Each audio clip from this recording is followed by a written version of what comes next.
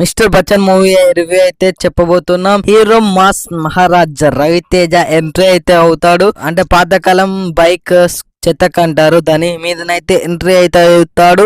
అప్పుడే fight scene ఉంటుంది. అతడు ఒక ఇన్కమ్ ట్యాక్స్ ఆఫీసర్. అతడు పెళ్లి చూపులకు వెళ్ళి అయితే వాళ్ళ దగ్గర ఉన్న డబ్బునైతే బయట పెట్టి పట్టుకుంటాడు. దాని తర్వాత ఇన్కమ్ ట్యాక్స్ ఆఫీసర్ ఉద్యోగం నుండి అయితే సస్పెండ్ చేస్తారు. మూవీ సాంగ్స్ అయితే సూపర్ ఉంటాయి.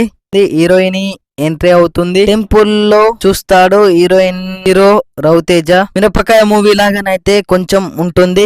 హీరోయిన్ ని పెళ్లికి ఒప్పుకుంటుంది. ఫోన్ వస్తుంది. హీరోయిన్ వాళ్ళ డాడీ అయితే ఒప్పుకోవడానికి ముందైతే ఉద్యోగం ఉందా అని అంటాడు. తర్వాత వెంటనే ఒక ఫోన్ అయితే వస్తుంది. అప్పుడైతే మళ్ళీ సస్పెండ్ ని క్యాన్సిల్ చేస్తున్నట్టు అయితే వస్తుంది. మళ్ళీ జాయిన్ అయి ఒక బిగ్ షాట్ మీద ఇన్కమ్ ట్యాక్స్ రైడ్ అయితే చెయ్యాలి అని అంటారు. రాజకీయ వ్యక్తికి సంబంధించిన వ్యక్తి అతడు.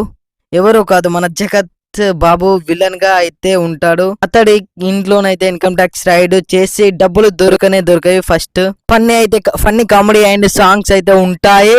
రెండో రోజుకైతే రైడ్ లో డబ్బులు అయితే దొరుకుతాయి. దాని తర్వాతనైతే జగత్ బాబు రౌడీలను పెట్టి రవితేజ ఫ్యామిలీ ఇంటికైతే తోలిస్తాడు, కొట్టిపిస్తాడు. అప్పుడే మన డీజే టిల్లు సిద్ధు అయితే ఎంట్రీ అవుతాడు. అక్కడ ఉన్న రౌడీలను కొడతాడు.